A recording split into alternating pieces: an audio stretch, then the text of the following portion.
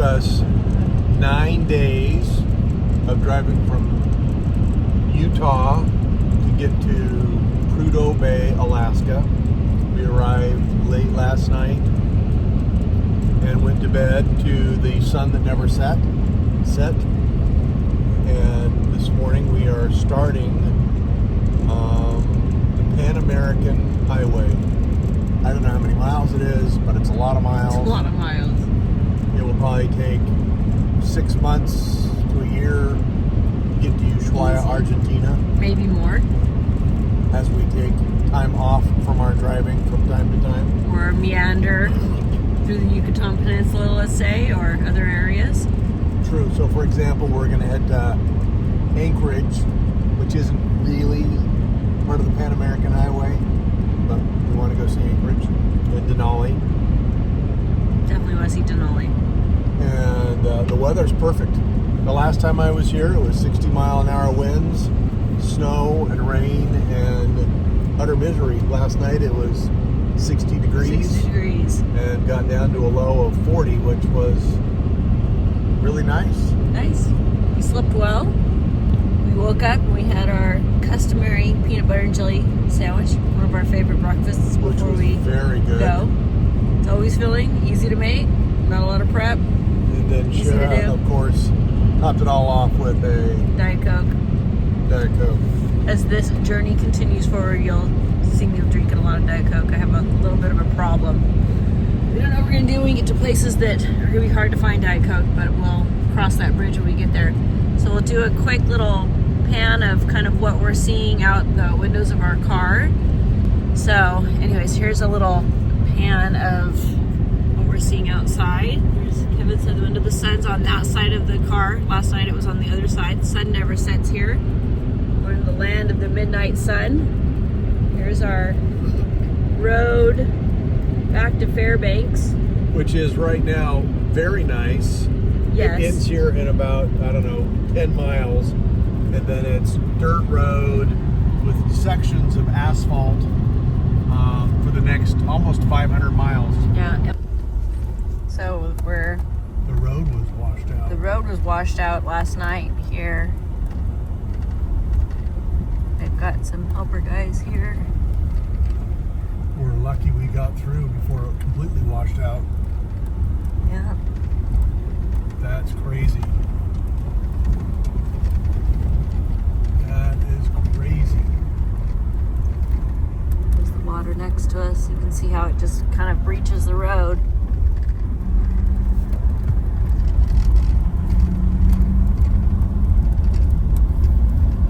Only road in and out, so you just got to figure it out. That's lucky we got there before they closed it. Yeah, they might close it.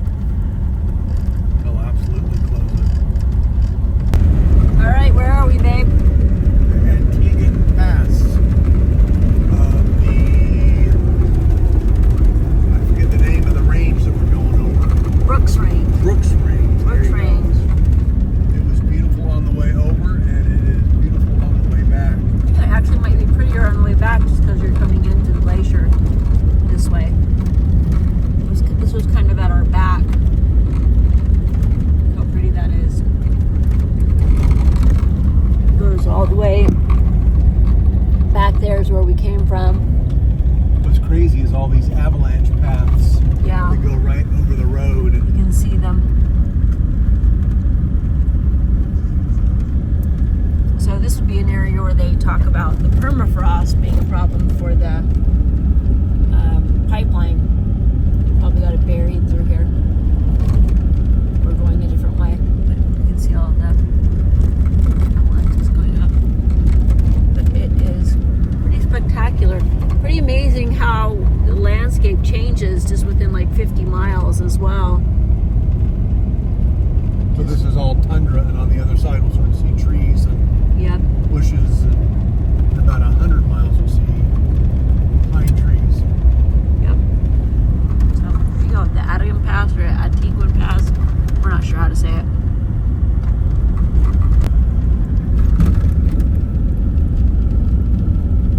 So you've got snow all the way down to the road still, June 13th, by the way.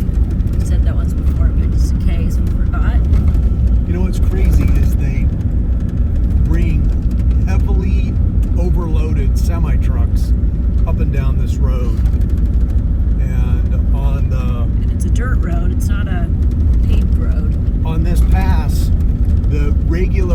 highway laws are not enforced for the weight of the trucks. So they have trucks that, instead of carrying a maximum load of, and I'm making this up, 100,000 pounds, they'll be carrying a load of 250,000 pounds. Huge, heavy equipment, all kinds of stuff. And they're not going slow. No, they're flying They down this. speed right past you with a cloud of dust following them. So yesterday, how long did it take us to drive to? Almost 13 hours. And it'll probably take about as many Yep, hours to get back. easily. We did stop to have lunch yesterday, which we'll probably just make a lunch today in our car. So that might have taken us a little bit longer, but that was driving straight through. It was a good almost 13 hours. And when this road is wet, super, super slick. Yeah, Kevin's driven this on a motorcycle in a storm. It was terrifying. It was way worse going downhill than it was up. I can't even imagine. It is spectacular. And this area just goes, I mean, we're driving, how many, was it 600 miles today? It's 480 or so. 480 miles. There's one little stop in the middle called Cold Feet, where we stopped and had Cold Foot, sorry, where we stopped and had a hamburger yesterday. And that is about it. There are no cities between here and Fairbanks. It's just No services. no services. It's just a drive like this. I've driven through Texas before. Texas is huge, but Texas has nothing on Alaska. Alaska is just, you go on for hours, and this is what you see, and there's no people, there's no cities, there's no services. It's just the vastness of land.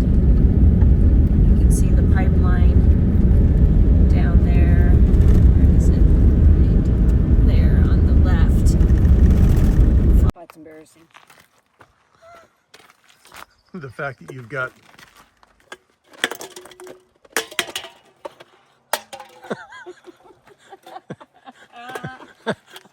that is ridiculous. You loved it. So we thought we would show a couple of things. This is, what are those things called? Thermo something or others. Yeah, they warm up. They keep cool. They keep cool. So that these go into permafrost, so they don't. So it keeps it cool, so it stays solid rather than turning into marsh. But it's big. Yeah, you're not supposed to be behind this line. Does it say that? I didn't see that. Breaking the law.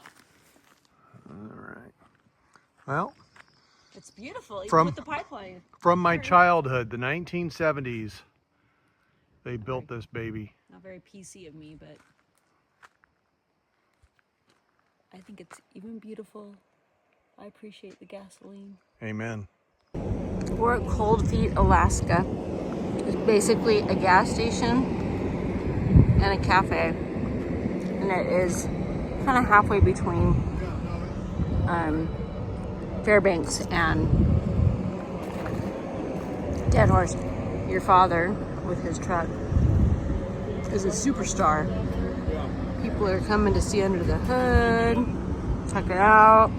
There was another guy here with a troopy as well. He came and interviewed your dad. He's from Iraq. Kind of funny, making me laugh. We just got done with Cold Foot Cafe and Gas, kind of a city. Basically a cafe and a gas station and a visitor center. And a couple things, I realized I had my Canadian flag out earlier, and we're in the United States, so I pulled out my United States flag. When we travel around, I'll have a flag for each country. It'll just be kind of fun. And just wanted to show the difference in the landscape. Again, nothing between Dead Horse and Fairbanks. It's just a lot of driving. We're on a little bit better road. It changes from asphalt to dirt every once in a while. So still bumpy,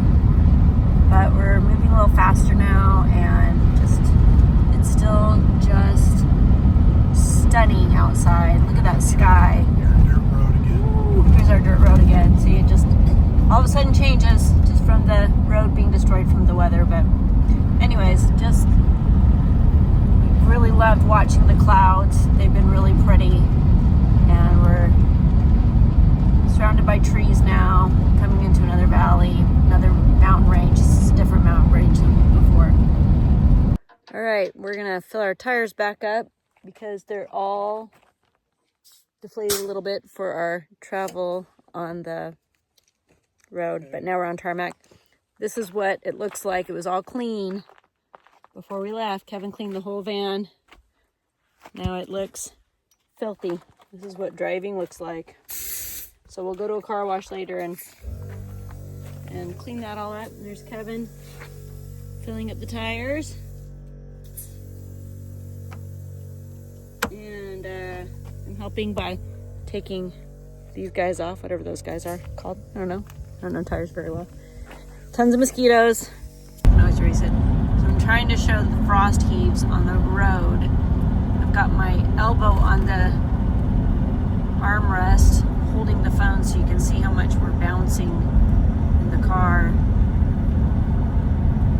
We'll see if this is a good one or not. It's hard to see them until you're right up on them. And then you can kind of see how they go up and down. Here's some good ones right here. It's kind of fun. If you're not paying attention, you'll come right out of your seat. That was a good one. Oh, here's some good ones right here. We're not going very fast. How fast are you going? 45. If we were going 60, we'd be airborne. So the whole road's like this, whether it's asphalt or dirt, just very uneven, very bouncy. We're about 27 kilometers outside of Fairbanks, just coming into the big city where we're gonna wash our truck and make some dinner and shower because we feel dirty, even though we've just been sitting in a car all day long. Dusty From all the dust. And then we'll get ready for bed. Oh yeah? What are you doing, Kev? I am replacing the fuel filter. How'd you learn how to do this? Where every man learns how to do something. Which is? YouTube. YouTube. And besides that, Jiffy Lube wants $97. And that's with me supplying the filter. So. And last time you think they added too much oil. Yeah, they added too much oil. So, in watching YouTube, it looks pretty easy. So we're gonna try it. We're gonna give it a try. We're doing it in front of O'Reilly Auto Parts, just in case. Just in case I really blow it up. Oh, and even better, Jiffy Lube is right next door to them. So. Oh, so yeah. So if I really muck this up, we can just push it right over to Jiffy Lube. we can push it to Jiffy Lube. The whole very heavy truck, we'll just push it. Yeah. So that's exciting. we're gonna do this, and then I think we're also gonna change the oil. The last oil change was like $280. That's stupid. Silly, yeah. And it took them like 15 minutes. So. And the oil was like, we priced out the oil. It was like $70 for the oil. So. And I have the oil filter. And he has the oil filter. So they just had to pull it apart. You may see me under in the truck here later. Now I'm gonna ask you for some paper towels. How dirty is your filter? Well, after 10,000 kilometers, not too dirty, but the new one, dirtier than the clean one. The new one looks much cleaner. She's kind of pretty. Look at her. Compared to the old guy. Oh, he's sad. He's sad and dirty. He needs a shower. We know how that feels. Now the next part. You gotta get under the car. So he's got to put on his Schneider outfit. My jumpsuit. Schneider outfit. What is a Schneider outfit? There was a guy on a show when we were kids called the show was called One Day at a Time, and Schneider was the handyman for the apartment building, and he could fix anything. Schneider could fix anything, and he always wore that outfit in every scene. It's a Schneider outfit. Okay. Hi, how are you? Good. Good. What do we do today? Well, we didn't do much driving. No. We drove our 5,000 kilometers, so we needed to change the oil and the fuel filter and the oil filter and check the catch can and grease and lube the chassis. Yep. So Kevin was the mechanic today, and I went to Costco. Went shopping. But there's a reason for it, because I would have much rather taken the truck to Jiffy Lube. Yeah. But it was $289 just to change the oil. Just to change the oil. We called around. In Vancouver. And part of it's because this truck takes 10 quarts of oil. And I just didn't want to spend that much money. So, and this is, well, everybody knows this, but it was news to me. It's way cheaper to buy all the stuff and throw everything away when you're done with it